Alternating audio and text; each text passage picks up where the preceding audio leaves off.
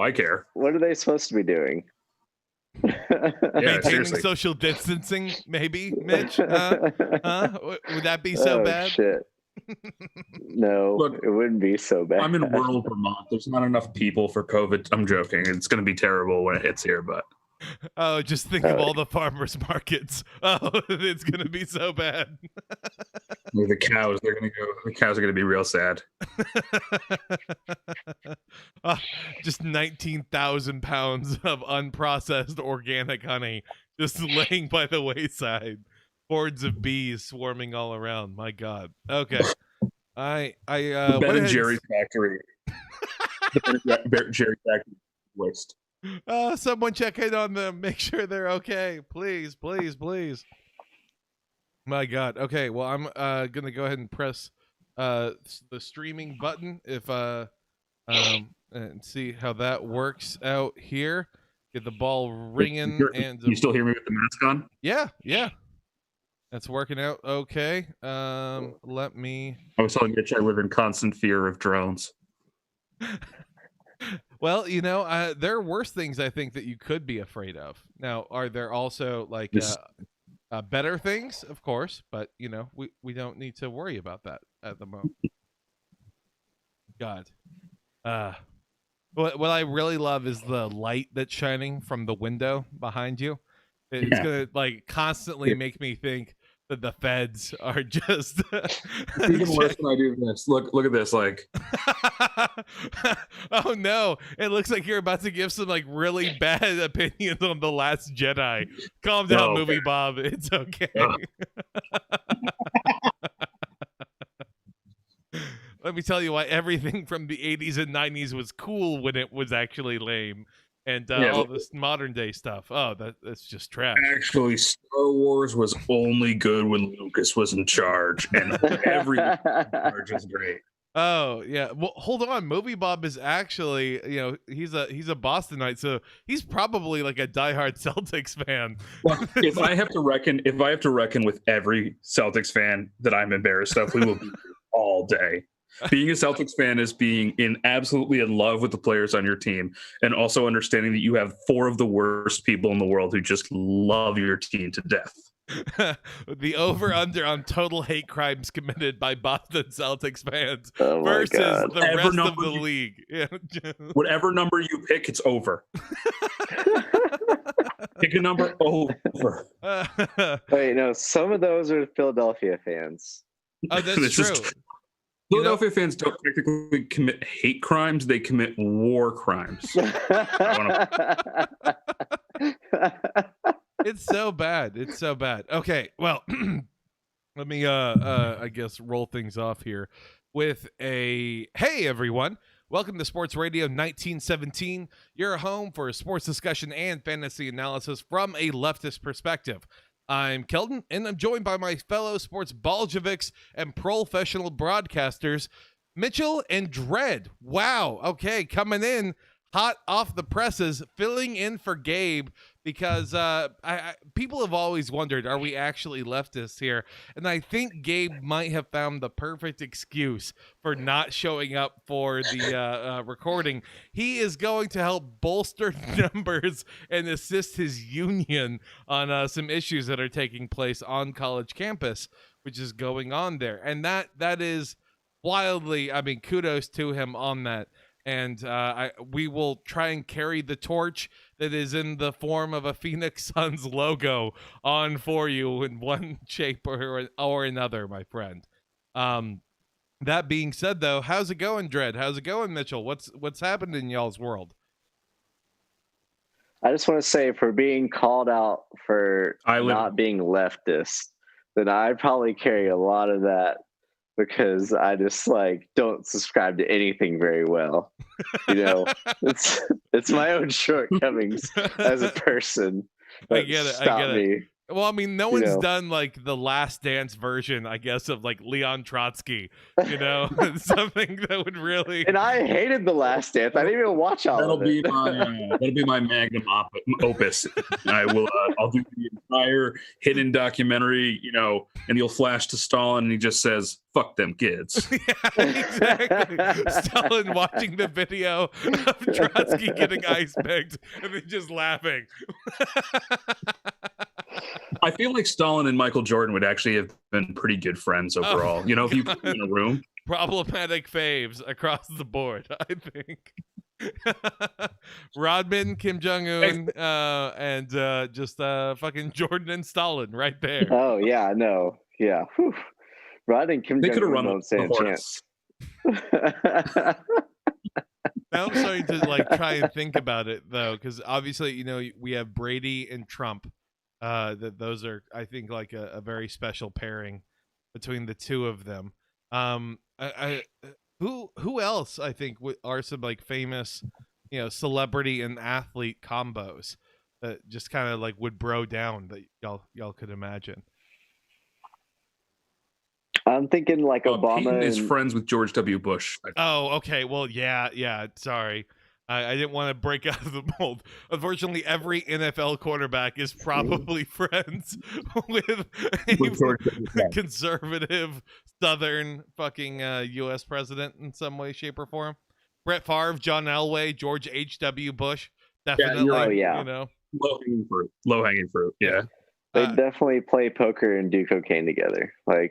I would love it so much, actually, if Joe Montana is well, you would think I would like Reagan, but actually I've always been a Dukakis man myself. I mean, how could I say no? You're expecting way too much out of rich people, man. You got to take those expectations and turn them down. Yeah. Y'all remember, we will dive in, by the way, to the actual main stories. And I promise I'm not just shooting the shit around and stalling for time as we await some NBA lottery results so we can actually have some reactions to take place and give here. But I just can't stop thinking about these pairings. Anyways, though, I will suggest that we go ahead and move on. The NBA lottery is happening. It's been also an amazing day just in playoff basketball about what's taken place here. To a surprise, I think, for everyone, the Minnesota Timberwolves have gotten the first pick in the 2020 NBA draft, which kudos to them, I guess. How's that working out for you, Golden State Warriors? You're planning to get a first overall pick and Andrew Wiggins and ship him off somewhere. Probably not working out so well for you now, huh? It's a really good thing this is a weak draft. Jesus Christ. Can you imagine if a real draft came along and the Warriors had just traded for Andrew Wiggins? Yeah, for some reason. Well, I mean, it's not that big an upset because last year that was when the Pelicans, which were the number 9, right? Yeah. And then they ended up getting first, which I mean, my God, rigged if I ever were to call that. Let the conspiracy. When you lose Anthony Davis, I mean, yeah. My hot take: the Memphis Grizzlies will be happier getting the second pick and having taken Ja Morant at the end of both of their careers than the Pelicans will have been taking Zion Williamson. Why would you speak something so true, huh? Why would you do that? This is like an inverse Hakeem Olajuwon type situation. When the Rockets picked him first overall and Jordan was third. I mean, I can't really blame them for that. No, pick as a Houston. I don't blame the Pelicans for picking Zion. It's just I think at the end of the day, Ja will have the better career because he'll be in the league for 6 years longer and have amassed 700 more overall points or what? I think when Ja peaks at 30, 12, and 8. And you're hoping Zion can play 30 minutes a game. But but he's so effective in those 30 minutes. I love that stat. No, in those 30 minutes, he's literally averaging 30 and 12 and 4. He has his first 50-point, 25-minute game. Yeah, literally setting efficiency records, but he can only play 30 minutes a game. And he plays zero defense. That's the important thing. He plays somehow less defense than neither of these guys are playing that great a defense. I mean, I guess Jaw's playing some. No, but one of them's a point guard, so fine. That's true. One of them's a point guard. You don't expect point guards to play defense. That's the position where you put the person you can't let defend anyways. Yeah, exactly. No, you're absolutely right. As I've seen the Mavericks do with Luka because they have to. I feel like that is honestly a lot of fucking just hatred for point guards. Point guards are in like the middle of this renaissance right now. Excuse me. Oh yeah. I mean, no, there's a lot of ball handlers in the modern NBA that play defense really well. I mean, LeBron James, for one, and Ben Simmons. Even though no one wants to hear that, Ben Simmons. I have to say it. I've somehow become a fan of. Okay. We need to like analyze what hurt you deep inside that made you have this sort of heel turn. He's grown up being a fan of an Eastern Conference team. LeBron James is his sworn enemy because LeBron James has dominated the Eastern Conference for the past 14 years. At least you don't have a ridiculous thing like Abdul where he has to refer to his own city as LeBronto when he comes to town. Look, I just have to point out the fact. Look, Kevin Garnett said that they chased LeBron out of Cleveland somehow, even though that's a complete fallacy. But you know what? It was said with confidence, and I'll take it. And Paul Pierce, for some reason, thinks he's worth being in any conversation. I just really wish he'd fade into obscurity. He refuses to, much like Paul Pierce when he was a player during the last 4 seasons. Look, no one remembers Paul Pierce on the Wizards, but that was a thing. I think we can't let that go here. That's fair. God. So Minnesota Timberwolves, they got first. Then Golden State Warriors got second. Then in a true, fuck you to Cleveland, the Charlotte Hornets got third. Good for them. Wow. No.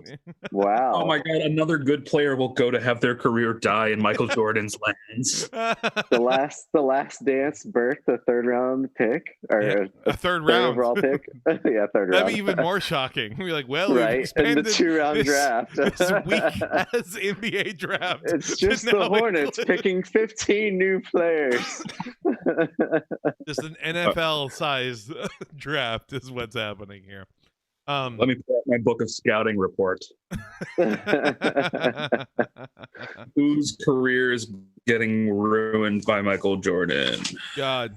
Well, and then it's the Chicago Bulls, then Cleveland Cavaliers, then the Atlanta Hawks, then Detroit Pistons, then New York Knicks, Wizards, Suns at 10, Spurs at 11, Kings, Pelicans. Your Celtics got the 14th overall via the Grizzlies. So, there's at least something to play with. Yeah, if the Grizzlies pick didn't convey into the top 4.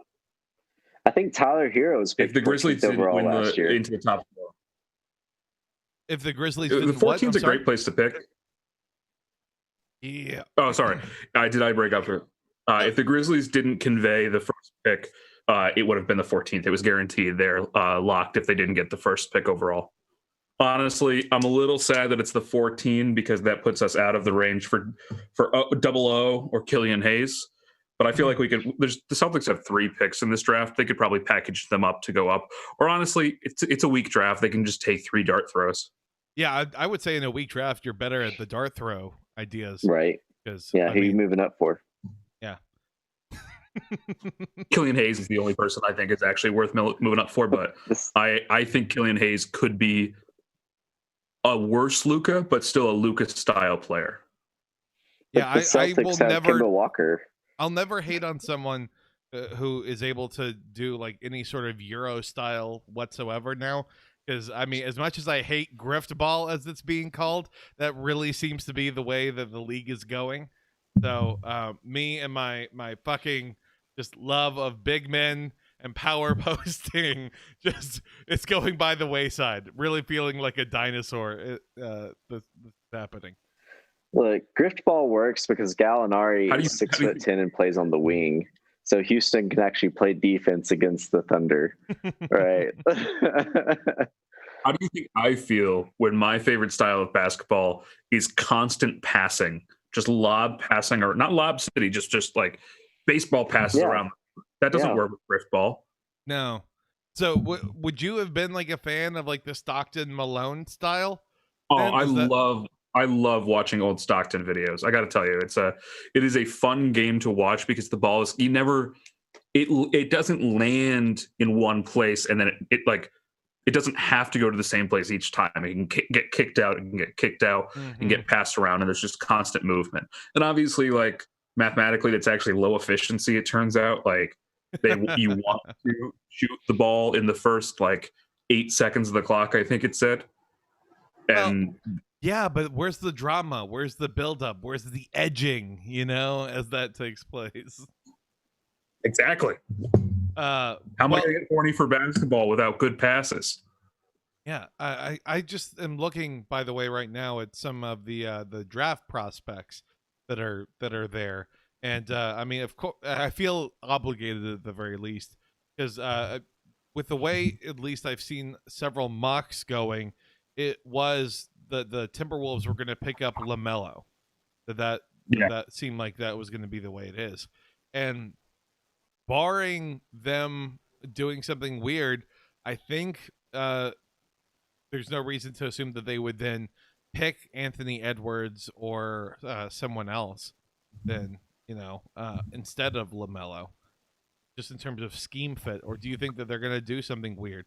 Or do you think they're going to try and, shop out, see if some team really wants to, really believe in themselves, pull a Celtics, if you will, and just, get all 3 for 1 as a deal? I think personally that unless they move out of the first pick, they're just going to stand in the box and take LaMelo. They need a real defender, and for all of LaMelo's faults, he at least has the frame where he could be a defender. Like I'm not going to say that he is a even competent defender at this point. He's so young. I mean, yeah, it's exactly. It's hard to fully gauge this because I mean, fucking his brother wasn't. I mean, I don't think anyone really thought that he would have the level that he's at right now. I think people thought he would either be much better or much worse than where he's at, but instead he's kind of averaged out into this pretty good overall category, which the Timberwolves I think could really settle on that with right, just a pretty good player. I don't think that LaMelo is actually the best fit for them in that top of the draft, but I think it is the one they are most likely to take. I would rather see them take somebody who's actually like NBA defender ready already to make up for the fact that Cat kind of plays soft defense and D'Lo doesn't play defense. Okay. But I think that if they get a good ball handler with any ability to stretch the court and just open plays up for either D'Lo threes or, frankly speaking, like just give Cat a chance to score more often, I think that's fine. Like they just really need shot creators, not necessarily shot makers. I don't think that he would have to worry about D'Lo threes, right? Too much. I would like D'Lo to be shooting some more threes, please. Well. Yeah, I mean, we'll see. I wish I could say more about this, but there wasn't any big shocking reveal, and in a weird way, this thing really kind of makes it the most boring form of oh well, all right, LaMelo and the Timberwolves. Okay, gonna check that box and move along. Wait for my bookie to open that up as a betting option and then place it. Make it interesting for me, at least. I mean, here's the thing: is they don't need a big, so it's not like they're going to be, thinking about James Wiseman. Like if it was a different team besides the Timberwolves, like I would say, like I think there's a lot of teams who we lost Mitchell. Oh well, I mean, he'll be back. He'll be back. I believe in him. Maybe, or if not, I think there's a lot of teams. I think that. Go ahead. Yeah. Sorry to ramble here, but there's a lot of teams I think go for it. that would think about James Wiseman in that first pick because he does have upside, but the Timberwolves don't need another big to compete with Cat, and they're not going to really be thinking about like a double forward sort of system. So I don't think it makes sense for them to, take Wiseman at the 1. Like if they were going to trade down, maybe, but I just think that it's going to be. I think it's very going to be chalk. Very boring. Yeah. I mean, boring isn't necessarily the worst thing, though. I think in this draft, because wouldn't it just suck like if someone really truly has like an amazing breakout, what's considered like a relatively weak draft class, that like all of a sudden like there's some superstar and none of us are talking about him, but lurking there somewhere in the shadows, in the shadow of COVID, and just we're all kind of ho-humming him. There could be a Freddie Van Fleet waiting there in the wings. I think there has to be.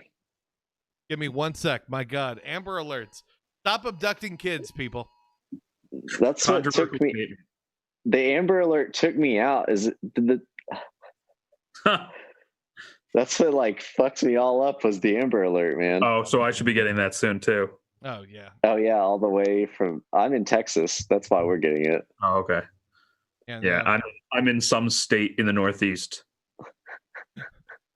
Undisclosed location coming at us to defend the title of his region, which I guess that means we can actually talk about the much more interesting stuff. We spent 20 minutes on the ho-hummery of it all. It's time to focus on the things that have been delighting us and actually making us feel good. That is the NBA playoffs, the things that have been keeping us sane here. This is, I think, a first for the podcast that we have back-to-back representatives of the Eastern Conference hailing the superiority that's taking place here. So we'll try and forgive, I guess, this inherent bias on our part to try and balance some things out here. But how have you liked the playoffs so far? I have liked most of the games. I liked Bubble Ball better. I liked that 8-game sprint better. But I have liked about half the games that I've seen. I have never felt happy in a single moment of a Celtics game because I'm constantly waiting for them to blow the lead. Yeah, I mean, the Sixers really figured it out. I think we can all agree, right? So they finally got all the wheels rolling. All it took was Simmons to lose a leg, and suddenly they just know we're just going to feed Embiid this whole time. Just go for gold. I would actually be really terrifying. I know it's like a little bit funny because the Celtics are up 2-0, but if Embiid had even competent ball pass like handlers to give him the ball, like the Celtics could very well have blown this series. Oh God, yeah. What was that stat? It was something like from 4 minutes into the game to like through 30 seconds left in the game, he got one pass. Yeah. It's just how can you fuck it up so much? How do you not? He's tired because he started out well in the first half. Like he like everything was going through him, but you can't sustain that for an entire game. No, and you also can't sustain it when you don't have shooters for sure. Right. If only, I don't know. I just wish that they had someone, I don't know, like a JJ Redick. Did they ever have JJ Redick?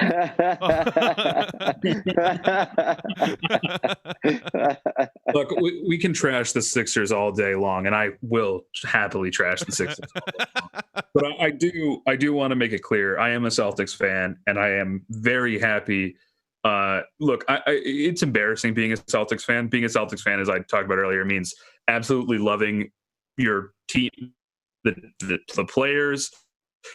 You got to love Jaylen Brown, liberation, and then absolutely hating the fact that you have to be embarrassed of 4 of the worst human beings to ever like basketball picking the Celtics as their team. You've got Ben Shapiro, you probably have Mookie Bob, and you have the entire Barstool Dave staff, and it's just the worst.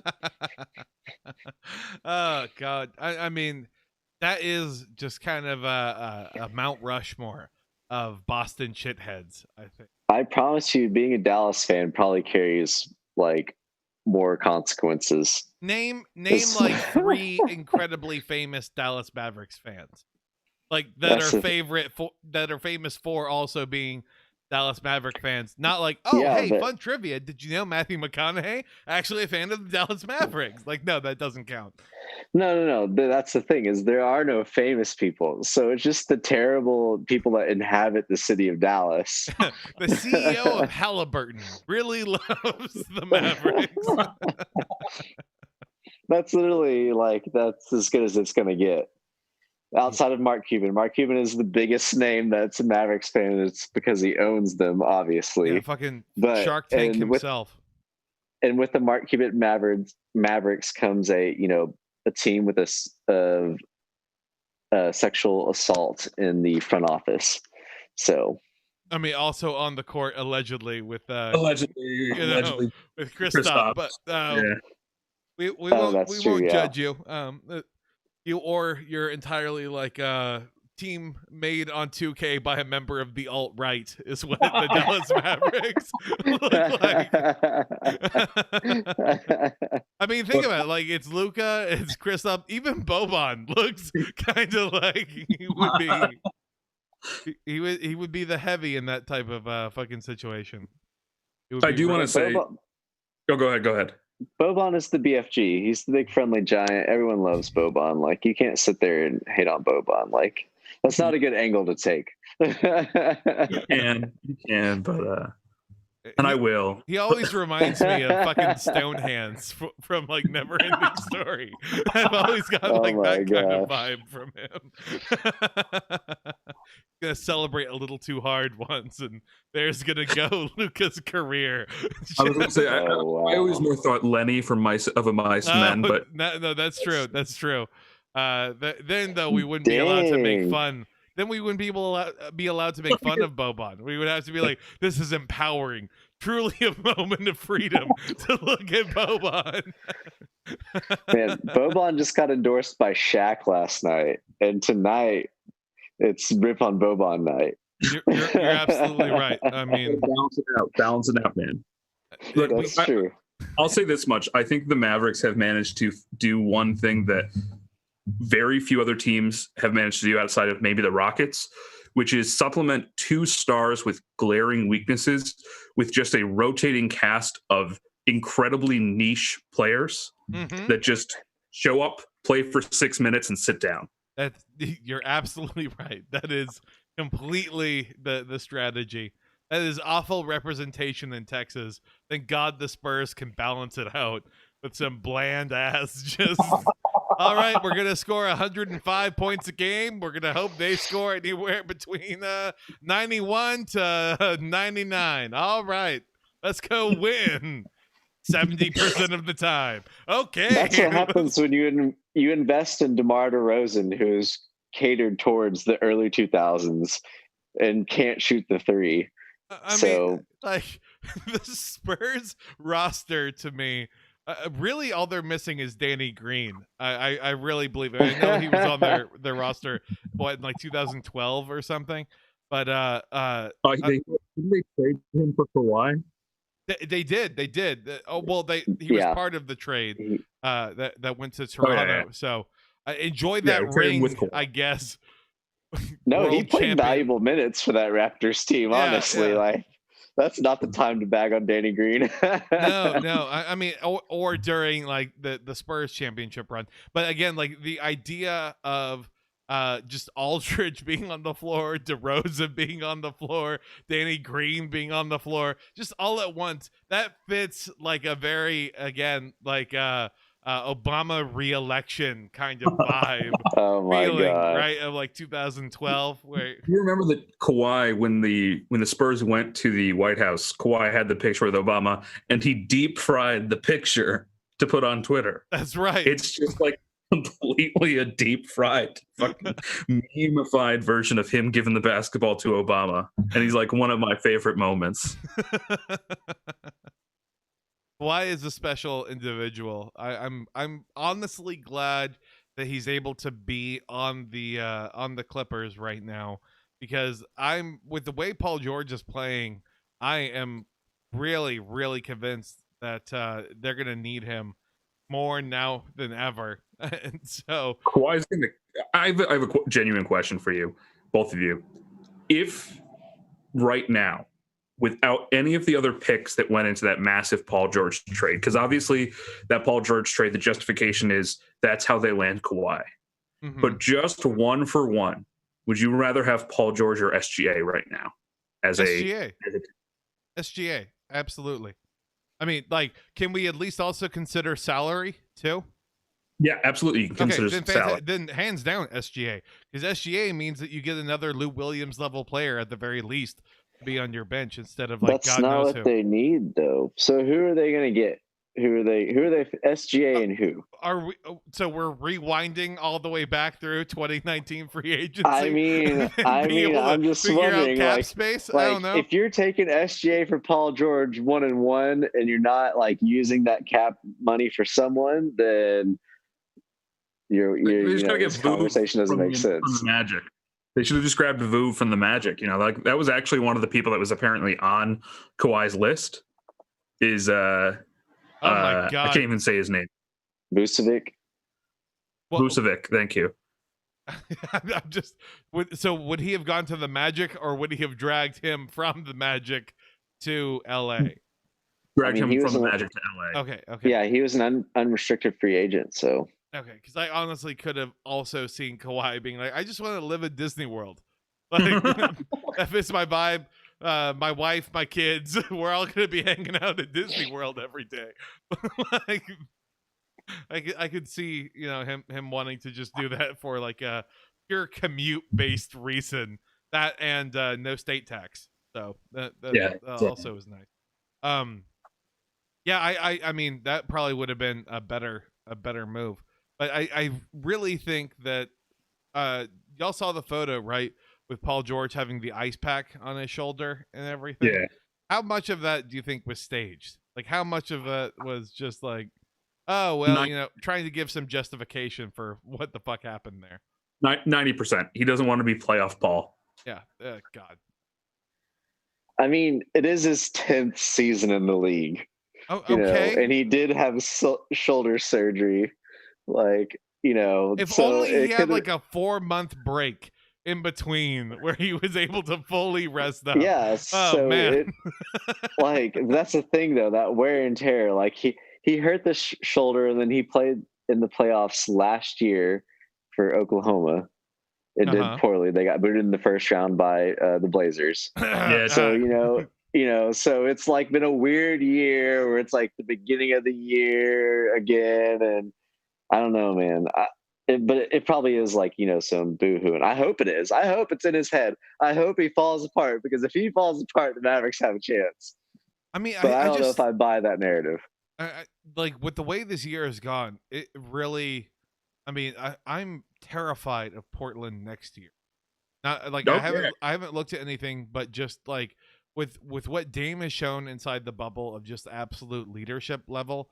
I mean, who on earth wouldn't want to play on that team, get that vibe? You will be a god in Portland, because they haven't won jack shit since like the 70s. Like every fucking artisanal little weed infused bake shop out there is gonna have cupcakes named after you. Like that's what you have going on. There's basically no free agents that even fit the Portland vibe. Like, I mean, it would have to be a trade of some kind, but I mean, I'm also sure that they would have to get rid of CJ McCollum. They would have to. They probably should. Like, this is a controversial take here, but I think CJ is the weakest link on that starting rotation. Everyone always says that, but dude, he generates offense when the offense and also that's one of Dame's cold. guys, like legitimately, yeah. Like the whole reason that Dame, you would want to go play for Dame is because Dame will defend CJ. like he will not throw him under any bus whatsoever. Which you know, 100%. Like I can picture LeBron throwing AD under the bus at some point, like if the Blazers win in 6 or something. Like, I mean, again, as the game is happening right now, and I'm sure the Lakers are curb stomping the Blazers at the moment, but they're up by 6. Okay, well that's not that bad. I was really expecting the Lakers to have to be like, all right, we got to win by like 20, having that be like the Bucks today. Yeah, exactly. Like that whole magical run, fucking that dream died. So look, sorry. The Magic, every year the Magic get into the playoffs, and whenever they get in the playoffs, they take one game from a team that eventually proves to get lucky and beat another Eastern Conference team with a weird bounce. You know, this at one point makes a line in this case. But look, I'm doing some extrapolation here, numerology and whatnot. Yeah, you wouldn't know anything about 1 point lines, would you, Mitch? no issues there, huh? No idea. No idea what the 1 point line is. The motherfuckers dribbled it out. It was there, an open lane if they just wanted to dip it in. Me calling you an asshole is like not even an insult. Like, I wake up in the morning and everyone's an asshole to me, I expect them to dribble it down. Like, that's my own fault. I'm just looking for someone to blame, but I didn't say motherfuckers, they're just assholes. That's right. Right. That was me editorializing. Sorry. No, you're fine. I'm now just imagining, like, all right, now they're up by 23 points. Mitch is like, yeah. I've hammered the over. They're gonna win. It's gonna be great. No. They gave him a courtesy layup. Oh, you love to see the sportsmanship. Yeah, exactly. Every degenerate gambler is the same. They're all hoping for like a bounce and like, that's all it is. I mean, it just. The whole thing, I think, as bad as gamblers feel, how do you think? Legitimate question here, Fred. You're very knowledgeable as well as Mitchell about the NBA specifically, so I'm going to lean on this answer. Let's imagine this hypothetical: you are the GM now, and head coach. Sure, why the fuck not? Of the Philadelphia 76ers. Okay, your window is essentially closed. For all intents and purposes, because of the contracts and everything else that you've done. So how do you either A, reopen, or B, go back to a trust the process, let's try tanking kind of hell all over again? What do you do if you're the 76ers? Because this has got to be the ceiling for them, realistically. I know it sucks, them being a 6 seed and all that, but that it really feels like that's kind of where they're at. It's somewhere between a 6 and a 4, maybe, if things break right for them. I think, honestly, based on the Eastern Conference, and obviously I'm a Celtics fan, I'm an Eastern Conference fan, but based on how the Eastern Conference is set up for the next 2 years, if you're the Sixers, you realistically have 3 options. The first is to completely mortgage your future. You take every asset you can scramble on. You take every first that they'll let you trade.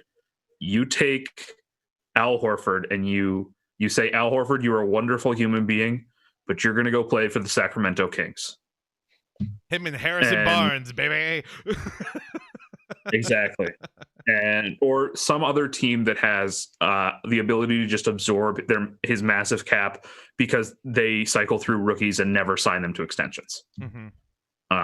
And you take that space and you sign Fred VanVleet.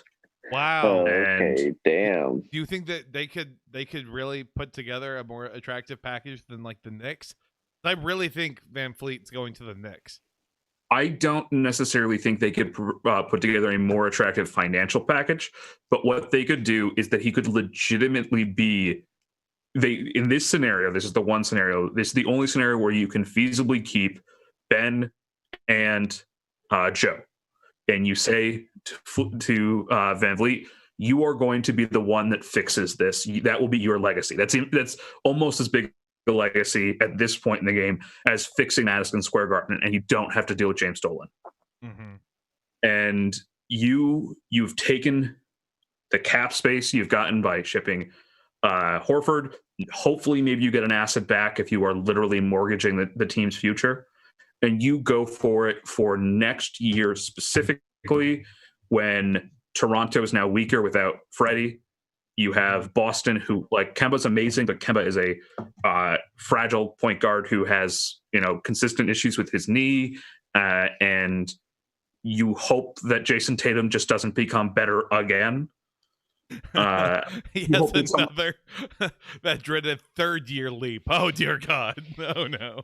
You hope somebody doesn't sign. You hope somebody signs Marcus Smart away from the Celtics, and you're looking at an East that is still relatively weak, except for the upper areas. And you have a 2-year window before you have to make real decisions about Ben and Joe, where you can, with a third scorer and some creativity, you could really push for it. And honestly, Ben is one of the few people that can go toe to toe with Giannis and not look like an idiot. He's not going to win that matchup every time. And Joe can also do it and not necessarily win that matchup, but not look like an idiot.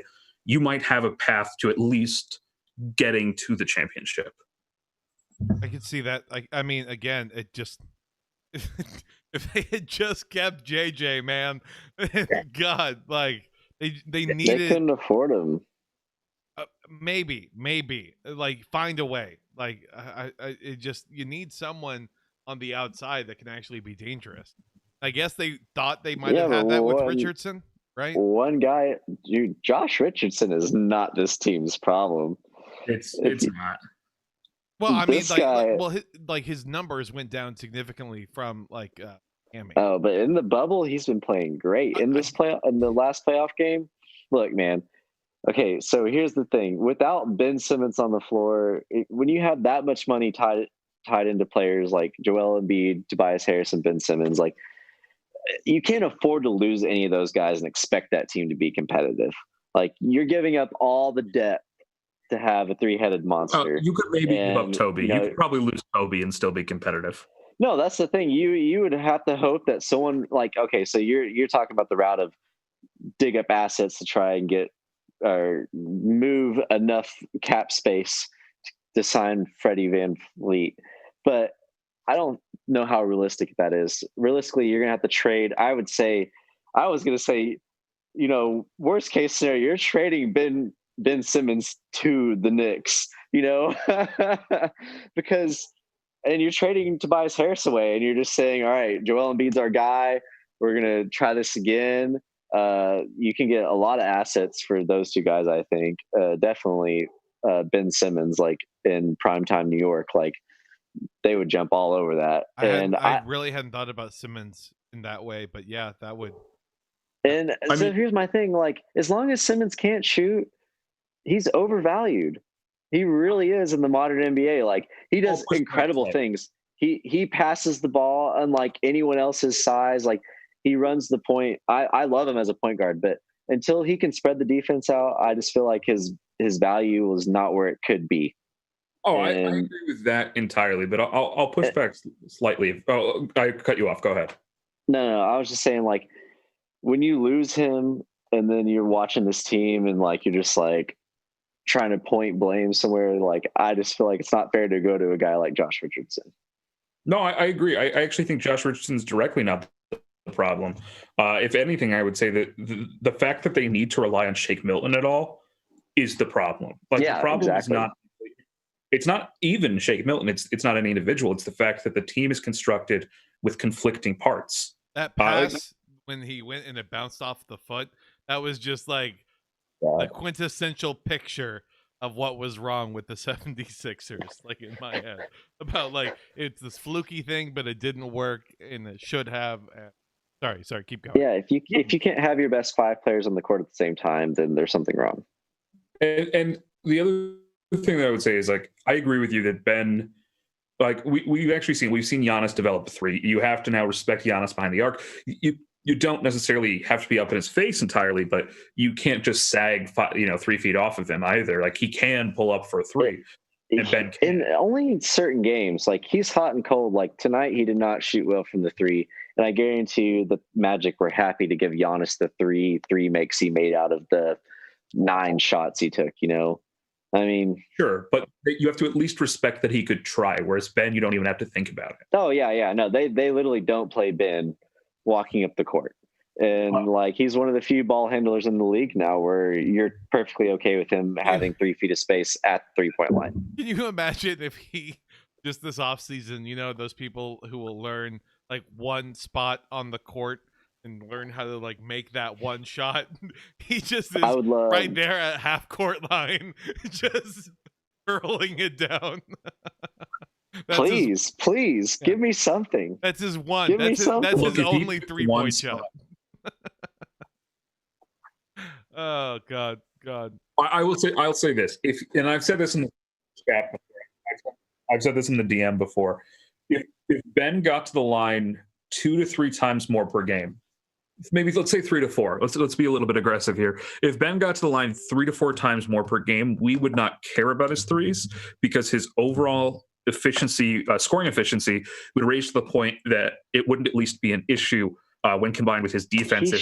He shoots like 65% from the line, though.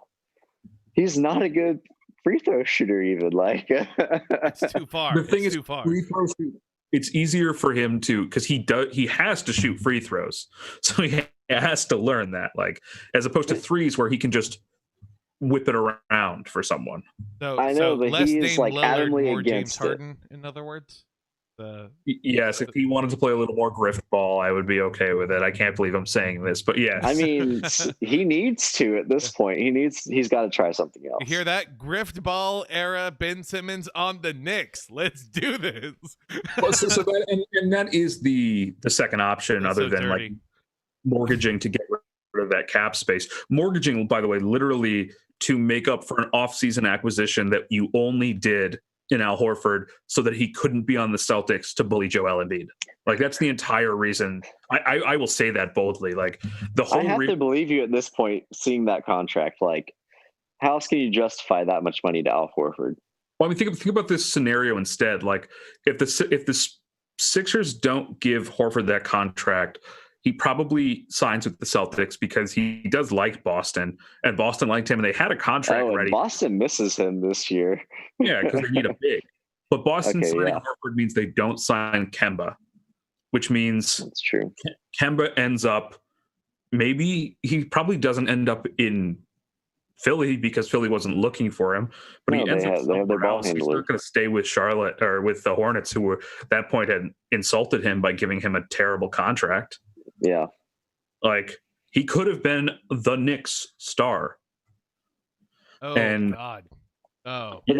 Players don't want to go there. That's not like a happy place for players. There's all the money. They know there's all the money there. And there's a lot of like clout behind Madison Square Garden, but no one wants to go play for that franchise because they don't trust anyone involved to put them in a situation to win. I agree with you. Who was the last home-raised great Nick? Patrick Ewing Sr. Stephon Marbury. Maybe. Yeah, well, he was drafted by the Mavericks, though, wasn't he? Yeah, he was. I'm just having a hard time trying to think about. It might literally be Patrick Ewing Sr. I said that as a joke, but I might literally be correct. No, yeah. Seriously. Because I mean, like that's more indicative, I think, than of anything else. Well, so the only reason I say that, and I actually don't even know that Kemba would end up there. He's a New York fan, and he grew up in the Bronx, so like there's a decent chance that he would have ended up there. But the point is, if the Sixers don't sign at Big Al, the Celtics sign him, and the Celtics have actually, statistically speaking, there's a great piece from The Athletic a while back, how the Celtics were showing that building around a big is less efficient than just scraping up 4 different cheap bigs that do different things. Yep. But like, I think the Celtics would rather have Big Al than Daniel Tice. But hey, as someone who used good old Dan the Man on some Roto Fantasy lean looking fucking categories. But if Grant Williams can turn into anything defensively and play the pick and roll scenario, then that justifies Kemba Walker on the offensive side of the ball. 100%. And I actually, we've talked about this in the DM before, that I actually think that one of the biggest issues with the Celtics is that they have too many good players on the core rotation to allow their actually very high upside but raw rookies and young players to get the minutes. They are not good enough to have runaway games where they can put in the rookies all the time, and they are too good to be blown out where they're just swapping rookies in all the time. So there's a whole bunch of rookies like Grant Williams who his biggest thing is he needs to learn how to defend other bigs without fouling. But if he gets that down, he could be a genuine small ball five that just is a powerhouse for that team. What's the Celtics G League situation? Do y'all? So there are two-way. Sorry, keep going. Oh, go ahead. Oh, I mean, I was just wondering, on what that relationship looks like. They're being taught in training and then sending people down, pulling people up, etc. I know, so the Rockets the and the Vipers, they are very connected to each other. The G League isn't like the minor leagues for baseball. Oh well, where just because they play on their team, you don't have exclusive rights to them. Except for your two-way contracts. You do have exclusive contracts to your two-way contracts. And for anyone who's listening that doesn't know what a two-way contract is, all it means is that you're not a permanent member of the G League affiliate. You are a part-time member, and if you are playing games for the G League affiliate, you are getting G League salary. And if you get called up for a replacement for the starting roster of your NBA team, you are instead getting paid a fixed NBA salary. And usually that is for second-round players or for undrafted free agents. I believe the two-way players right now, or at least they were at the beginning of the season, were Tremont Waters, who has actually shown some pretty significant value as a backup point guard to Kemba. I think he will actually have a fairly successful and long career as a backup point guard. And Taco Fall, who is a meme and a wonderful human being and the tallest person in any room, but he doesn't have the ability to throw a ball anywhere. He's no Bobo. No. But he also isn't going to snap in half like Bobo might. That dude seriously looks needs, how many pounds of muscle does he need to add before he looks not brittle? Legitimately. Over under 60 pounds at least. He can't do that though. He's I'm not saying so he can't. I'm saying out. how much superhero level padding are we adding to this motherfucker? So then, how many inches can I reduce his wingspan? Those arms are ungodly long. I did see something interesting though, that Manute Bol obviously is famous for at least in sort of the sort of a common consciousness of dying relatively early due to his height. But there's actually a pretty active conspiracy theory that Manute Bol was 10 years older than everyone thought he was. That probably. I haven't heard that before. So the idea is that he had actually been going on and doing stuff in his home country for a fairly significant amount of time, and he just wasn't reported accurately in terms of his actual birth date, so that he's actually anywhere between 6 and 10 years older than everyone thought he was. I like that. That would actually bring in, talking about that's baseball, a good grift. Minor leagues, that would be a real minor league baseball style strategy. Oh, absolutely. Who's that guy? They definitely do that. Who's that guy with the full beard and the 6 kids? Oh, that's some 17-year-old wonderkin. Started real young. But yeah, the Celtics, I know we're talking a lot about the Sixers, but the Celtics really do need a chance to, work out a new big, and I think Grant Williams could be that. But if they had signed Horford, the team looks fundamentally different. And the Sixers have cap space. Like, that's the thing. It's the Horford contract. Like, obviously the Toby contract in hindsight looks really bad, but the Horford contract is terrible just because, in addition to the fact that he's eating up that space and he can't be a starter and he's lost a step, even if the best case scenario for that worked, you're putting a three-man rotation of Ben Simmons, Joel Embiid, and Al Horford, each of which are negative floor spacers. Well, I guess Joe's a positive floor spacer, but Ben and Al are negative floor spacers. Like, they tighten up defenses, and that's the last thing you want on that team. And so you've committed a huge amount of your salary cap to Al Horford, who, once again, wonderful player, wonderful person, talented player, but doesn't even fit like into your proposed scheme. And you're doing it because you're so terrified of running into the Celtics before you get to the Eastern Conference Final that you don't want them to have an answer to either Giannis or to your own Joel Embiid. And so you've tied yourself up. And obviously there weren't free agents out there that year or last year for them to snap up to, there was no JJ Redick out there. There was a Pat Beverly. Yeah, but there was a Pat Beverly. $1 million a year. Hey, Pat Beverly once every 20 games gets a star player ejected. Okay, that counts as a defensive stat if I've ever heard one, sir. Way to neutralize your opponent. but that's the thing is I really do think, and I think I don't think Brett Brown's a good coach. I'm going to be honest with you. I think he makes a lot of really questionable committed decisions. He's very rigid, which is it is like, we talk about the pop tree, but one of the pop tree traits is rigidity. Like, they have their schemes and they stick with them. Yep. And I think Brett Brown has unfortunately got settled into a scheme that doesn't work for the players around him. But I don't blame him. I actually think that the front office has screwed him more than he has screwed himself in any way, shape, or form. Man, you don't. With him in particular, I really think that when he gets fired, that he could disappear for a couple of years, be an assistant coach somewhere, and he'll be a hot coaching ticket name in the rumor mill. In 24 to 30. But you don't even believe in coaches. I don't believe in it. I know how the media cycle works. Okay, like I believe in 5 coaches.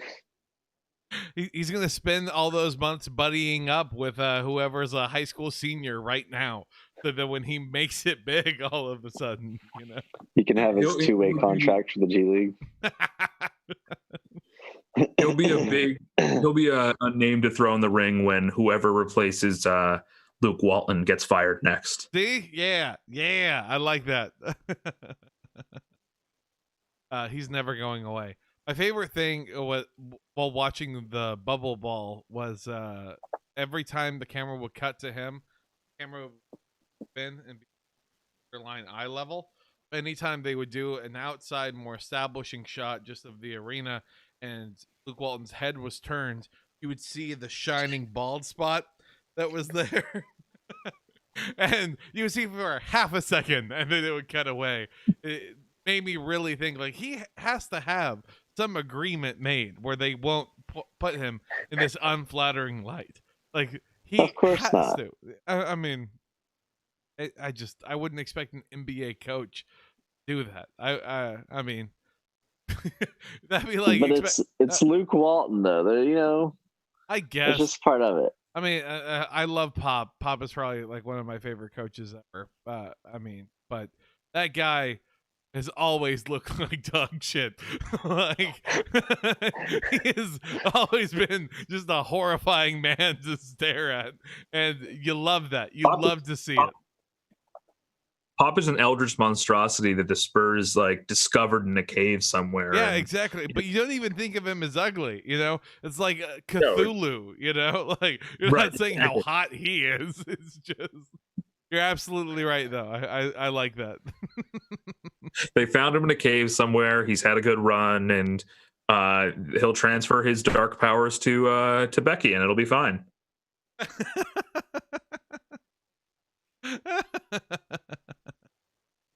Well, very cool. Very cool. If only we're that fortunate. We can see. Well, I wanted to do a little bit of a deep dive into some news, to switch things up a little bit into the world of football. We're running a little bit long, so we'll try and clip through that before we. Oh, that's my fault. I'm sorry. No. I mean, basketball is the thing that's happening. It's nice to have something that's a more in-depth and forward-facing discussion than something that is just completely. How can I put this? Harebrained and reactive. Being like, oh man, this is really cool when this happened. Yeah, this was really cool when this happened. What do you think is going to happen next? I don't know, but this was really cool. Those are fun episodes. I'm just apologizing for the fact that I didn't let everyone know that the Phoenix Suns were going to win it all next year. Oh yeah, 82-0, baby. Wait, was that part of the deal for sitting in for Gabe? Yeah. I have to mention the Suns once. That's right. All right. Oh God. Well, as we then move into the world of football, which it feels surreal. I don't know if y'all, are having a hard time getting in the headspace. I won't believe that it's happening until I see it like for 5 weeks in a row. Okay, well, your fantasy team is going to suck then, Mitchell. I'm so sorry. We'll see about that. 5 weeks in, that's the perfect time to draft. Let's do this. Let's see who's available. I mean, I'll take the steps. Yeah. I just over under 8 weeks. By the way, what do you think? Over under 8 weeks until that they have to take at least a pause, and then definitely under. Okay. Well, that's actually something I wanted to talk about because. Oh, then I won't jump the gun. No. That's fine. I mean, it's actually an interesting idea. I think that it will be 4 weeks. That's what I would give it. 4 weeks before then they decide to do a universal bye week of where they just push everything by 1 week. And then that will enable more testing, people to figure out what's going on. And then they decide to bisect the whole season in that way of 4 games break, 4 games break, 4 games break, 4 games, and then another break to go into the playoffs. Then that will take place in a bubble. I just think that the NFL just honestly doesn't care enough about its individual players because the rosters are so big that they'll just keep this churning wheel of bodies that will be available, especially with the CFL not starting. There's a real chance that we could get, some of the better names in the CFL that will suddenly be on NFL rosters just simply because everyone else is getting sick. And I mean, if that's the case, the best thing I guess we could say to look at is to expect a situation kind of like where the Eagles were at towards the end of last year when it was Carson Wentz throwing to a whole bunch of no names. Like that quality of football. I'm not saying it's great, but the NFL will take that day, hand over fist. Exactly. Yeah. Especially over player safety. So that's where I think they'll do the slightly stretched out style, if I had to guess. I'm putting it at 7 weeks, and here's my rationale. Okay. I have the same exact rationale as you, except I think the NFL is dumber than you're giving it credit for. Oh, absolutely. So they will, after 4 weeks, they will realize they should take a universal bye week and space everything out and do stuff, but they'll just keep trudging. And then at week 7, there will be 2 full teams out, like just completely out. And they'll realize, okay, we got to take a break and reestablish things. Yeah. And then they will cancel everything but divisional games, and we'll have a weird-ass end of the season. I really don't want that to be true, but I think that could happen. There was an article from a few weeks ago that talked about how you would do 8 games, essentially. Count that for the whole season. And it would be play a week, off a week, play a week, off a week. And then the games would be taking place like Friday, Saturday, Sunday, and Monday.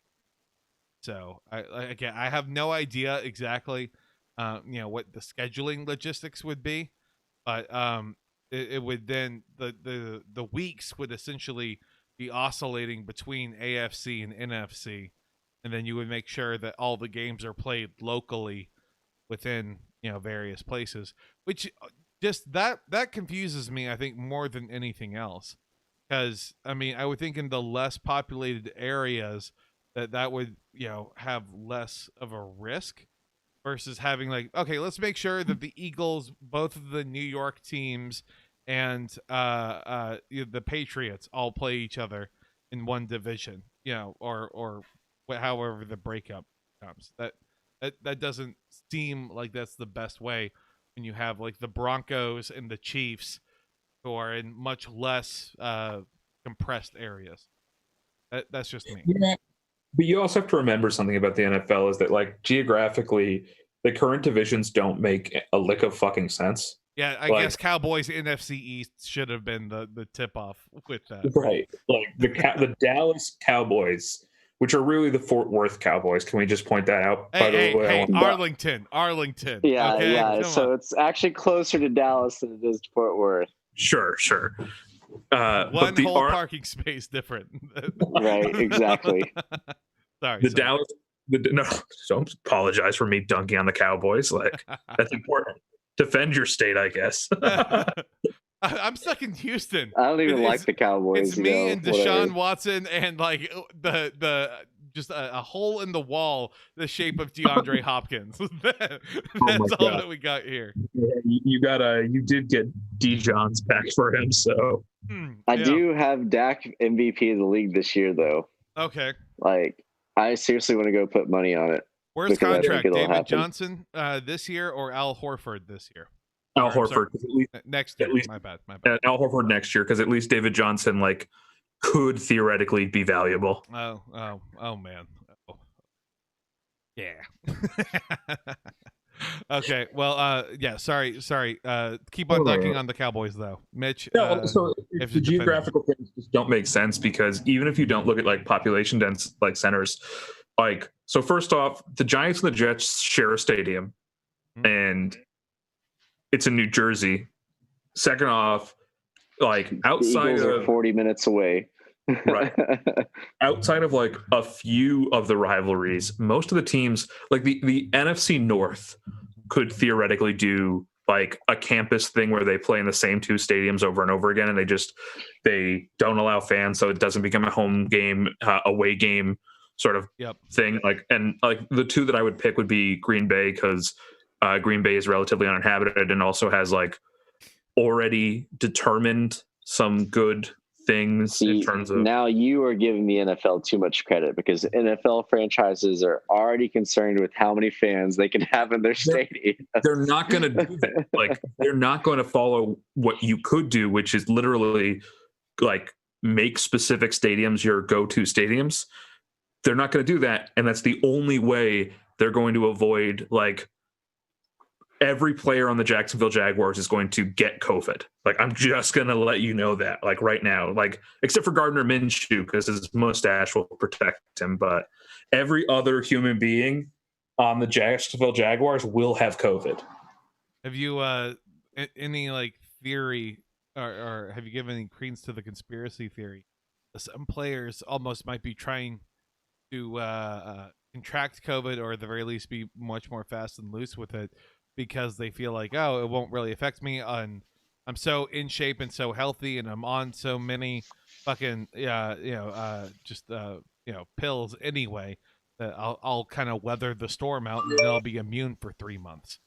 So I think that there are a lot of the younger players, especially in positions where you don't get another contract. So I think like running backs and some of the like defensive linemen are doing that. I don't think quarterbacks are, just because you could really muck up your public relationship stuff if you were the reason the rest of your team got sick for some reason. That's true. Looking at you, backup quarterback Nate Sudfeld, just gonna be a walking germ factory. I think in general also, like, I think maybe at the beginning, but I think athletes are actually a little bit more afraid of it now. Like, if you look at even like Tom Brady, who is maybe outside of the husk of outside of the husk of Drew Brees' chances at another ring, Like Tom Brady's the most invested in this season going off, and even he joined in the call and saying like we won't play until it's safe. Like it's a meaningless platitude because they won't do anything. Like NFL labor it's is almost as meaningless as like the college player hashtag, like the we want to play. And then it became super meaningful when they were like, by the way, we're going to fucking unionize. And then they're like, oh, well, actually, we don't need to play this season. That's fine. I got enough pro tape anyways. I think there was a moment where there were a couple of baseball players who actually had like permanent like pulmonary issues out of this. And I think that pivoted it from being, except for Michael Porter Jr., who doesn't believe in vaccinations or masks. Everyone else in the sort of sports world became like, oh, I got to take this seriously because it's like literally my livelihood. Mm-hmm. Exactly. I still cringe at the thought someone having hard veins. Like that sounds terrifying to me. And that's a potential, and potential in the sense of not everyone gets it, but enough people do that they list it. And I mean, for an athlete, if your veins are hard, my God, especially in football, in baseball, not to shit all over baseball like I always do, but that's gonna be a entirely different thing than in football, where you're getting ran into the ground 12 different times every hour. Yeah, I mean, you're gonna die of a concussion of CTE anyways, so like that's true. What if they did that, huh?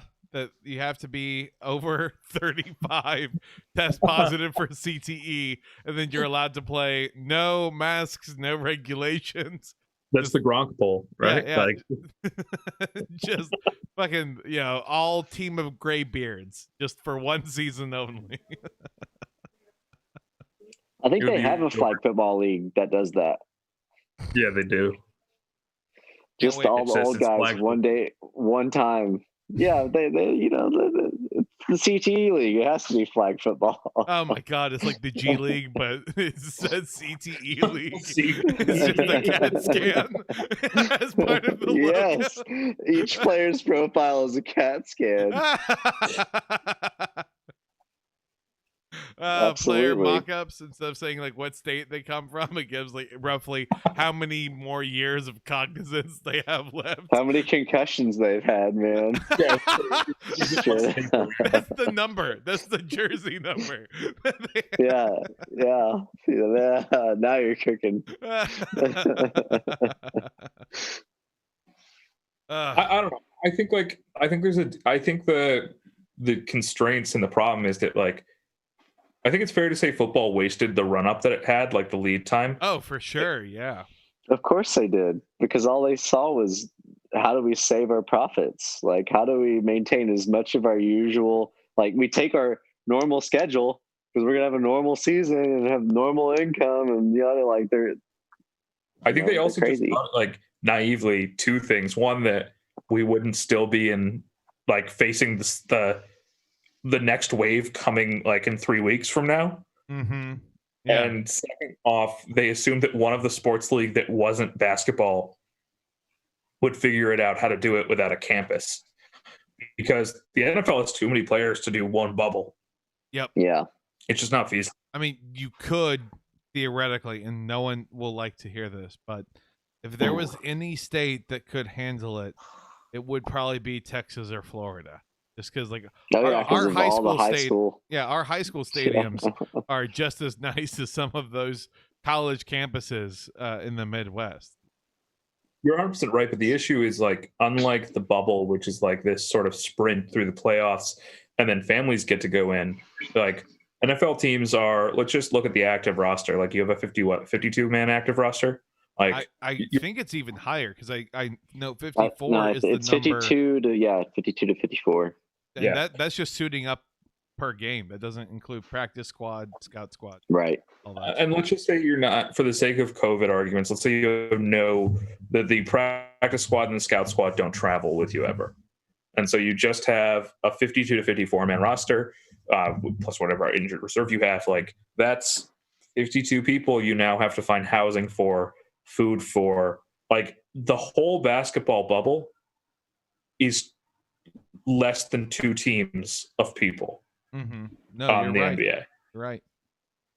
Well, how about this instead? We just do all-stars. Okay? Just the best and brightest from the NFL that we got go on. They play once a week. And that's it. I saw actually a pretty good proposal that was like it would be a fundamental change to the game, but it was a basically a removal of the, it's not quite like touch football, but it's called a half tackle game.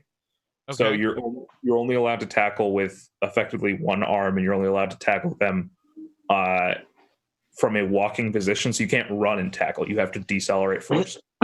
Like an unnatural thing, but it like reduces like the chance of injuries a lot. And the idea was that you then wouldn't need as many backups, and they would play half games too. So instead of playing 4 quarters over the course of effectively, like stretched over an hour, you'd play 4 mini quarters over the course of 45 minutes. That almost sounds like something that rugby, like arena ball would have tried. Yeah, rugby. The arena football would have tried back in the day. If their league was still around and they were trying to weather COVID, that's exactly probably right. They switched. Like, NFL is not going to switch. Like, you can't even get them to switch to, don't fucking destroy this other human being's face or brain. Yeah, like you're never going to get them to switch to a fucking walking tackle. Look, the NFL's brand is violence and touchdowns. All right, let's. That's it. They want as much violence and touchdowns as possible. Yeah, I mean, the only thing they love more than like a wide receiver doing an amazing one-handed catch is a cornerback just fucking breaking that wide receiver's back immediately after. As long as like no one has to be carted off the field. Yeah, and that's only because they hate it when the play gets suspended, ruins the flow. It takes so long. Like we have to report on that instead of fitting in a Bud Light commercial. This is bullshit. Sorry, by the way, there's a bike that rides around the lake. Oh, well, I'm not hearing anything. Are you, Mitch?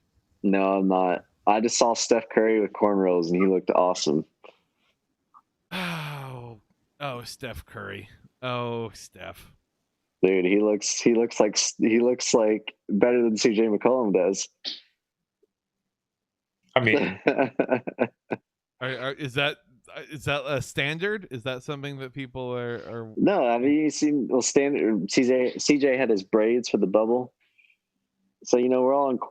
That's what you do when you're in quarantine. You like get braids and shit, so you don't have to take care of your hair every day. I wish I could get one instead of just being like balding. You could get cornrows, Mitchell. Dude, I don't think it would work out very well. I think it would look like Riff Raff going. Yeah. My professional recommendation is for you not to get cornrows, but if you do, get definitely a jean jacket tuxedo. Oh, that is. Yeah, no, I mean, you swing by down to Houston. We'll make sure to get you a foil grill customized there for you. Whoa. Use a hot glue gun, make it look like some fake diamonds. There we go. Dude, I'm just gonna, when I do go bald, I'll just shave. I mean, I'll never shave again. I'll be fine. That's the plan, right? That you grow the beard out to such a length that then it can wrap around. Yeah, just wrap it around. Like that's how you do it. Christ, I think you got it. I don't know. My facial hair, unfortunately, it goes only to like a certain length. Then it just decides to grow out instead of down. Yeah, dude, that's what it's supposed to do. I mean, you gotta like put product in it and shit. Absolutely not. No.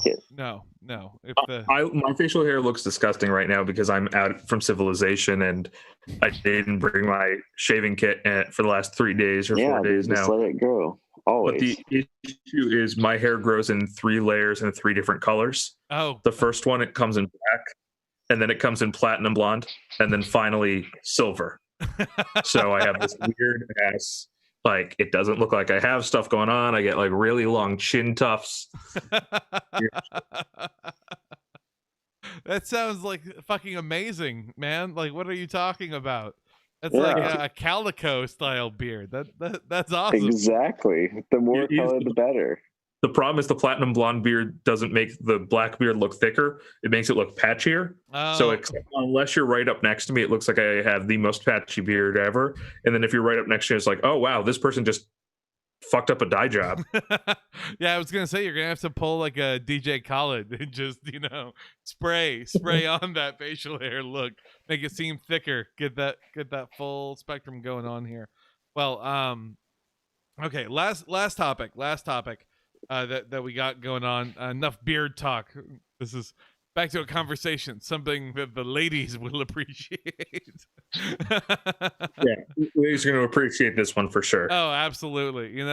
Just all the time conversations, just hair, makeup, and what's the worth of an NFL fantasy tight end these days? Like, where are we standing on that? Wow. Huh? Because amazingly, 2 articles got written about tight ends as it relates to fantasy football. But a couple days ago, Mitchell and I were talking and having an interesting discussion over what the real world value of a tight end is in the NFL. So I feel like this is a real kind of in the zeitgeist moment. And I guess it's just because we're all kind of starting to gear up and people are doing mock drafts and trying to figure out where people might get placed. And so I just wanted to open it up to y'all before we dive all the way into the fantasy side here. In the real world, where do you think tight ends have their value in terms of like QB, RB1, RB2, wide receiver 1, wide receiver 2, and tight end? Like how would you rank them, in other words? I would rank. I mean, so I feel actually. Like tight ends, oh, go ahead, Mitchell. Unless you get points for blocking, then in this fantasy world, well, like in the real world, that's why I said in the real world first. We got to consider the real world first. Yeah. Okay. Then yeah, I can go if you want to format your real world answer. Go ahead. So I have a controversial opinion in that I think that the 3 most important modern. I have lots of lots of hot takes here. Okay. Obviously the idea of a modern NFL team is that the most important person is the person who's throwing, the person who's catching, the person who stops the catch, and the person who rushes the thrower. So you have your lead quarterback, your lead wide receiver, your lead cornerback, and your lead rusher. Mm-hmm. I think on most teams, the next most important person up there with maybe like a left tackle is your top tier tight ends. Mm-hmm. So if you have a good tight end, the tight end occupies like the 5th, maybe 6th most important spot. Mm-hmm. And if you are one of the two, if you're one of the 2 teams that runs your offense through that, your tight end could legitimately be your 2nd or 3rd most important person. Hell yeah. In fact, I would argue for the 49ers, the most important person on the team is George Kittle. Yeah, which is amazing. Now this is great here because George Kittle got this amazing, considered like a quasi like record setting level deal here for a tight end, 5 years, $75 million. That puts him at the same price range as Jarvis Landry. So, I mean, is Jarvis Landry worth more to the Browns than Kittle is to the 49ers? That then is the case here. I would say no. I would say it's almost impossible to say that Jarvis Landry is worth more. I just think that the guy can catch, the guy can block, and he can actually. So when you look at offensive production, the blocking is really what separates Kittle from someone like Jarvis Landry. But Jarvis Landry is like a high volume guy. Oh, I'm not saying he's bad. The Browns offense. This is by no means me shitting on Jarvis Landry. And also, it should be stated, we are talking about the top end tight ends here. Okay, because like also, for every sorry. Even with the blocking, even with the blocking, like what makes George Kittle such a great blocker is the fact that the the 49ers offensive line is already a really elite run blocking group. And he's not going to go somewhere and turn a bum ass running team into this elite running team. But he is really that piece that separates the 49ers from everyone else based on what they're already doing. But that's also why we're talking about like a high-end tight ends versus, tight ends as a whole. Like, we're not talking about like Matt Lacoste, for example. Right. But Jarvis Landry can go to just about any team in the NFL and be a solid number one volume receiver option that, like he's like Michael Thomas light, Yeah, he can become like the next Preston Williams of the Miami Dolphins. That's the amazing he was upside. Already the Preston Williams of the Miami Dolphins,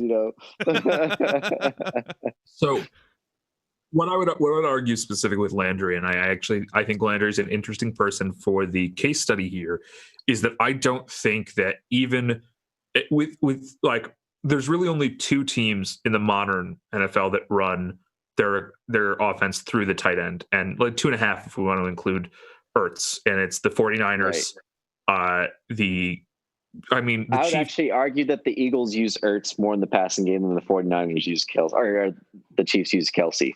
Yeah, I was going to say that. It's just that Kelce is better than Ertz, but you're right. Yes, definitely.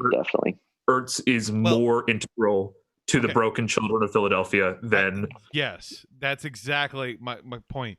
You give Wentz the weapons that fucking Kansas City has, and let's see how often he's dumping out for 5 yards to Ertz. Yeah, no. Wentz in Kansas City would be dangerous.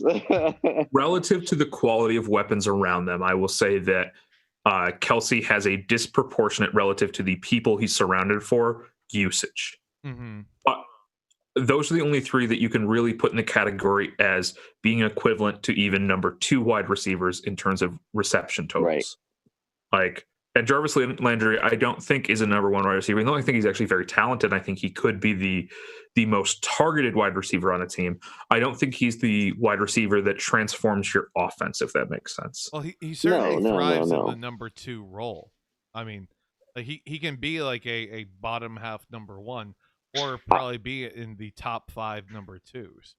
Like in terms of, I don't have the stats in front of me, but I guarantee you, if you look at what cornerback teams are sticking on each wide receiver last year, Jarvis Landry was the wide receiver that teams are trying to stop, because versus Odell Beckham is just, he just wasn't doing it.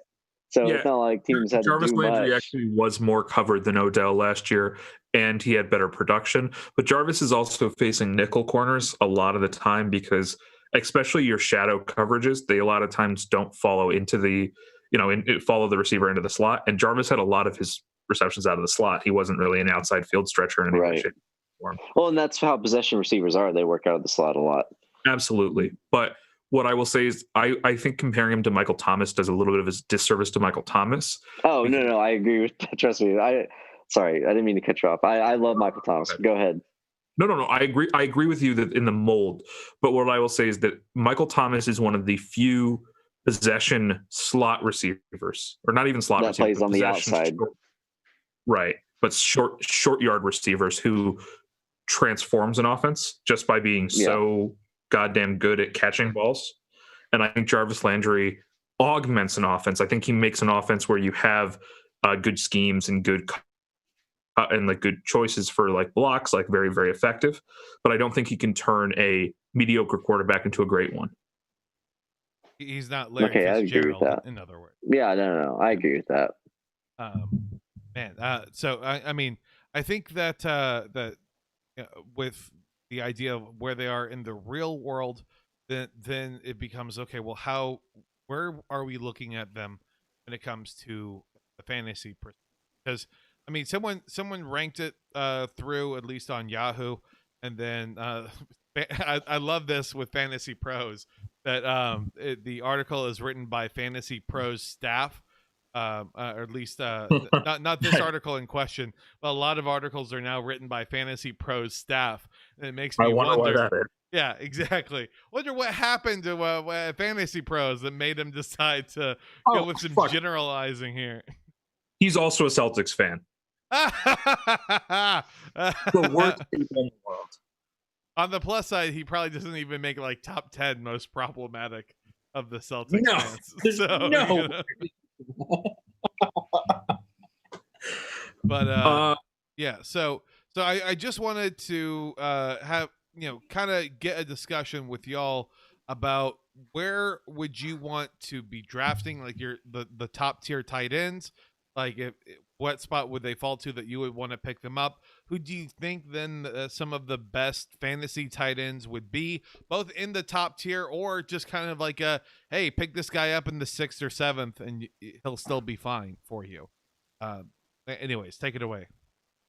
So I actually want to talk a little bit about tight end premium, and not as a pitch for people to play tight end premium to increase the tight end value, but the fact that even in tight end premium leagues, the amount of scoring done by tight ends relative to wide receivers is incredibly minute. Mm-hmm. So in the 2018-2019 season, if you want to look at like relative finish to running backs and wide receivers, George Kittle was the tight end 4 for raw points.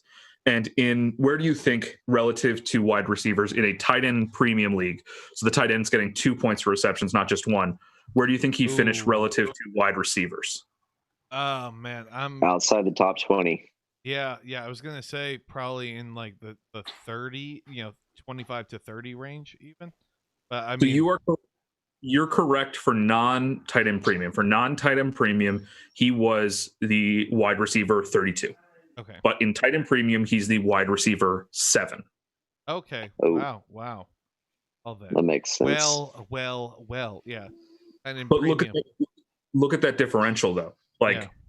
Just that fact is a huge difference. And if you take away those tight end premium, so even in tight end premium, George Kittle is only better than is worse than 6 wide receivers. And in tight end premium, you're drafting George Kittle at the back of the first round, maybe before a single wide receiver is drafted. Mm-hmm. So even relative positional value in that, he's too high. I do think that, and again, with snake drafts versus auction and things like that, things can be a little weird and a little wonky.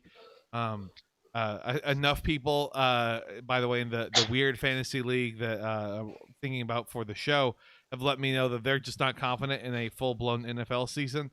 So, people are kind of bummed out about doing fantasy as a whole even. So I can understand why people would think like, oh, this is something, why would I want to consider tight end premium versus regular?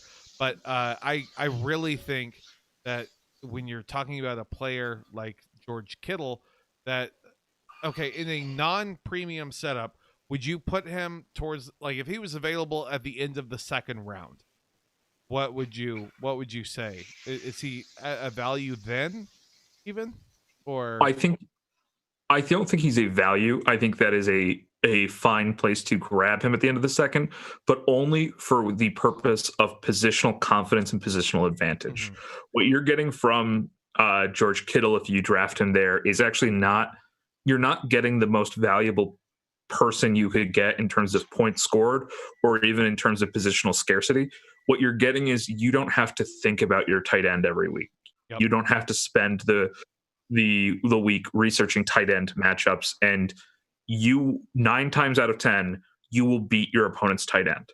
Now your opponent could pick up Joe Gumbatz off the waiver wire, or Austin Hooper last year on the right was available in a lot of leagues. So there are only 2 tight ends. So I have a very interesting tight end rankings actually, and there are only 2 tight ends in the early tight ends that I would draft anywhere near their positional value or their current ADP. Okay. And that's Kelsey and Kittle, and for obvious reasons. Yep. And then I actually have a lot of the later drafted tight ends, the dart throw tight ends, with a higher, I would rather have them on my team regardless of their cost, and they're cheaper than a lot of the middle tier tight ends. Okay. Well, like Blake Jarwin. Yui, but yes. I'm serious. or like Delaney Walker's replacement, whose name suddenly has escaped me. Jonnu Smith. Jonnu Smith, yeah. Jonnu Smith, like even the Bills tight ends. That's a good one. Like there's a lot of late round tight ends that I would rather, even at like a higher cost, take a chance on than like a Rob Gronkowski or an Eric Ebron or anything like that. Yeah. The one guy who you never want to feel like, oh God, like everything was there. I should have drafted this guy. What was I thinking? Being in like the 5th round, saying I'm gonna wait. And the one guy kind of in that mid range that I think could make us all seem like fools is Hunter Henry.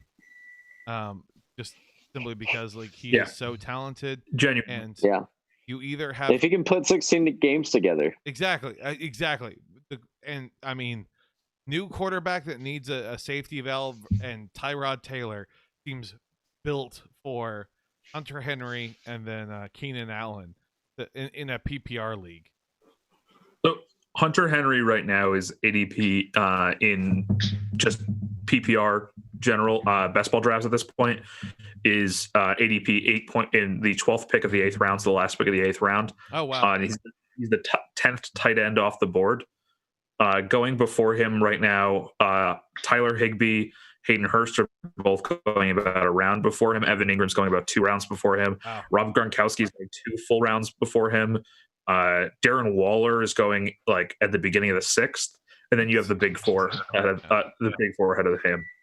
Yeah, so like, I mean, if that's the case, then absolutely, I'll take Hunter Henry at the end of the 8th. That sounds amazing to me. You could get someone who's a top 5 tight end, or at the very least, if he's playing and healthy. I mean, yeah, the only tight ends that I actually like better at their relative cost versus him are Noah Fant as the first pick of the 11th round. And I understand why you wouldn't want Noah Fant, especially with Jerry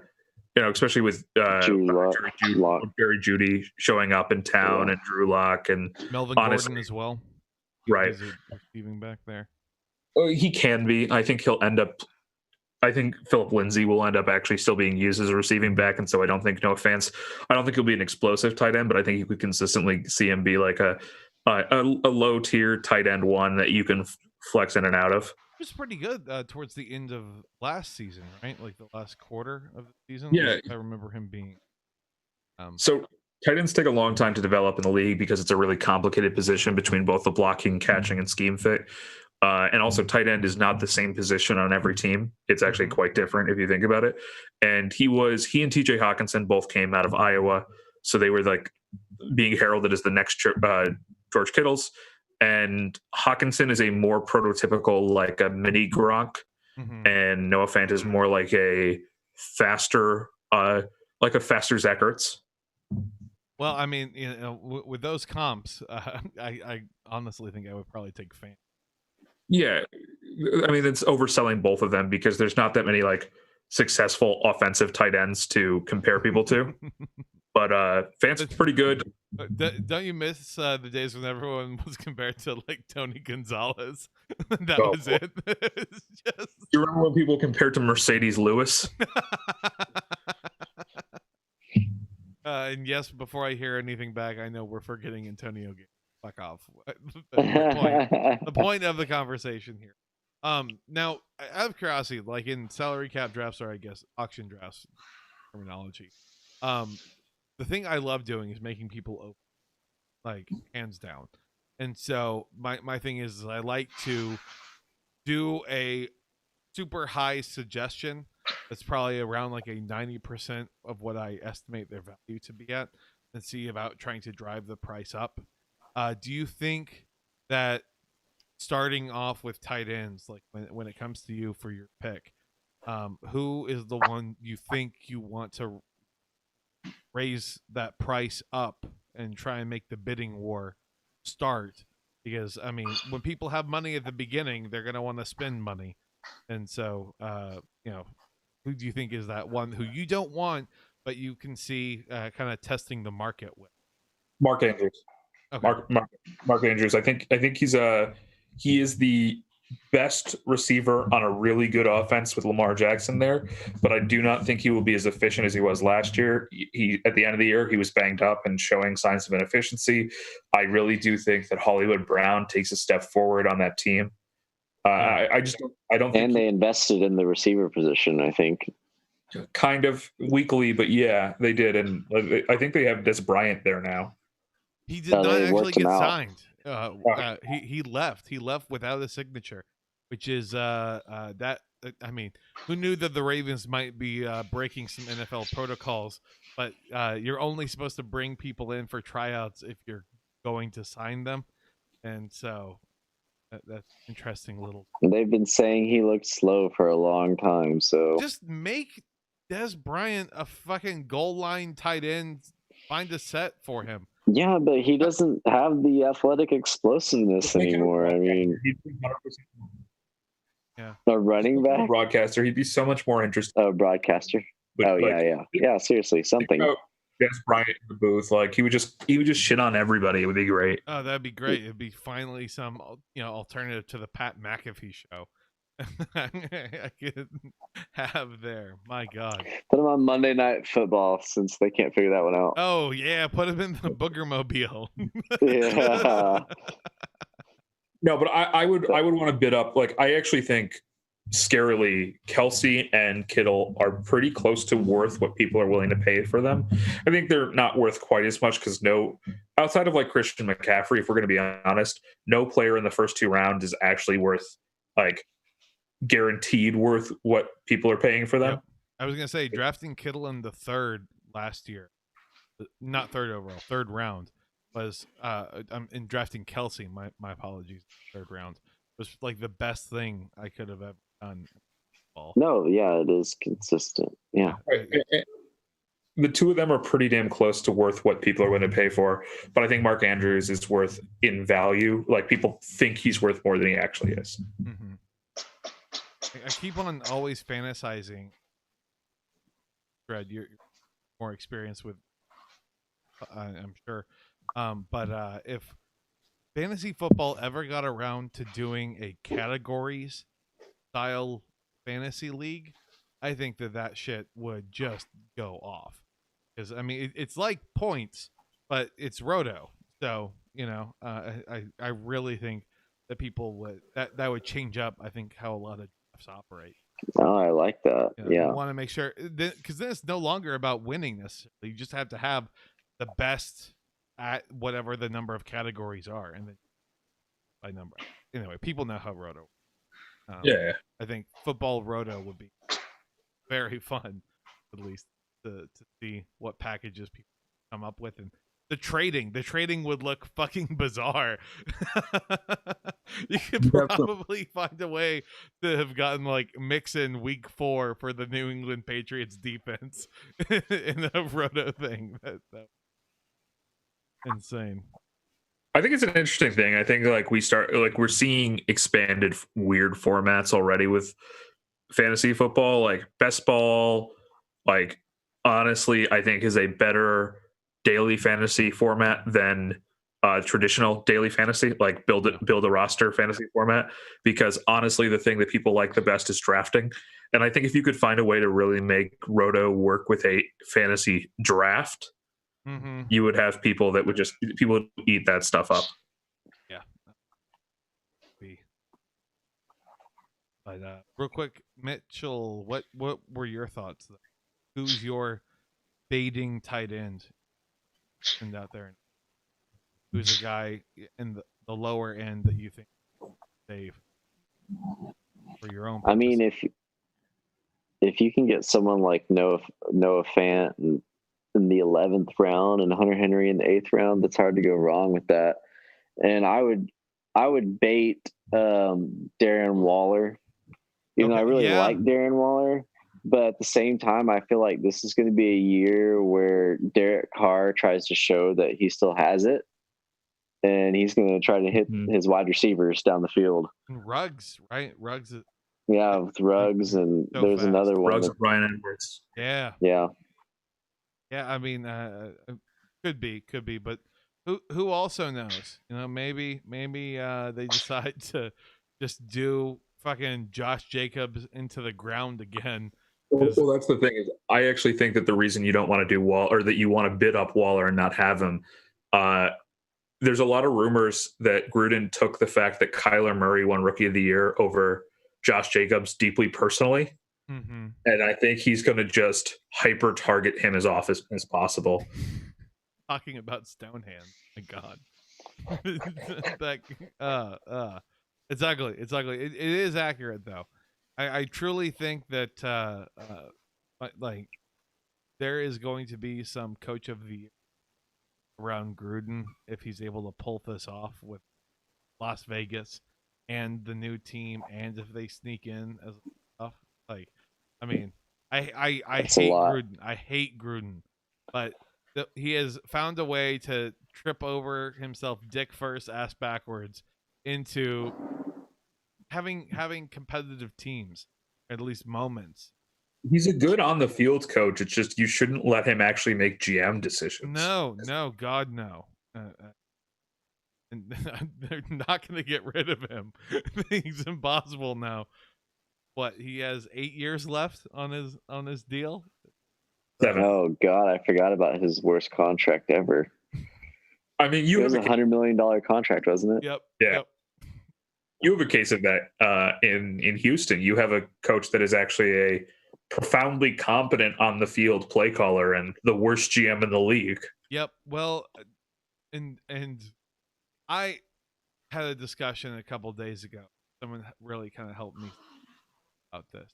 Yes, he is an absolute madman. He is not the right fit for but it was really only meant to exist for 1 year because they wanted that guy who was doing a bunch of personnel decisions over at the Patriots, and then they fucked all of that up. And they weren't able to get him, and so I mean, just not bode well for the Houston. I don't see the Houston tight end, and God, I wish I could name him, but Ryan Hunter or something. That doesn't. Ryan Griffin. Ryan Griffin. He was one of them. We had like a huge son of a bitch, though. Like 6'7". Let me see. Ryan Griffin, tight end. Well, Owen Daniels. Those are famous. Yeah, Owen Daniels. I don't think we've had for like 6 years. I think it's Ryan Griffin. Darren Fells. There we go. Darren Fells. Yeah.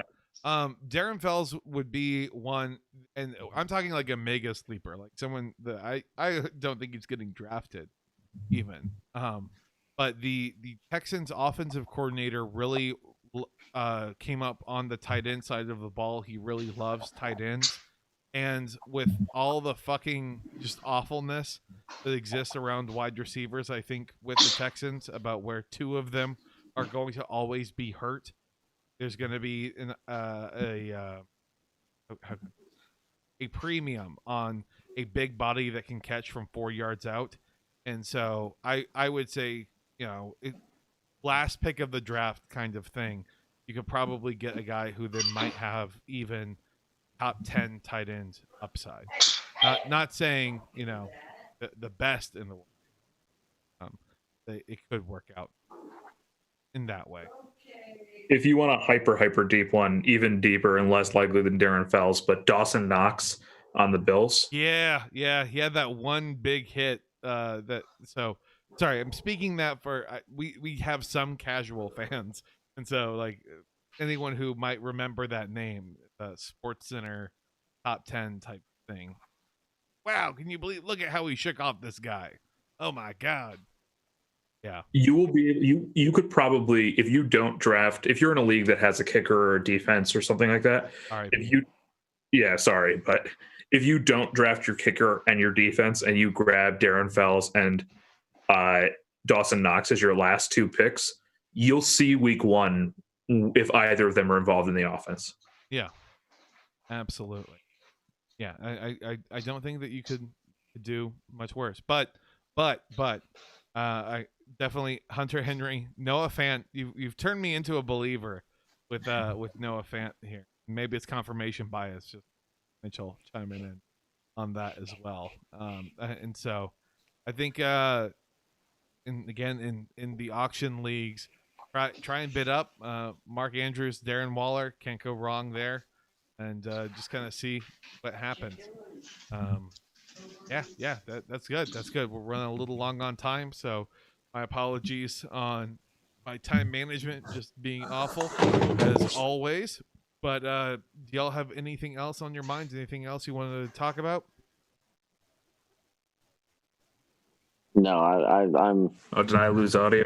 Oh, I think just for a second. But you're good. All right, good. No, I'm back. Okay, even more important then. Glad you're back here. So this is the fun part where we get to talk about plugs and everything else. So Dread, what's up, man? What's happening? What are you plugging?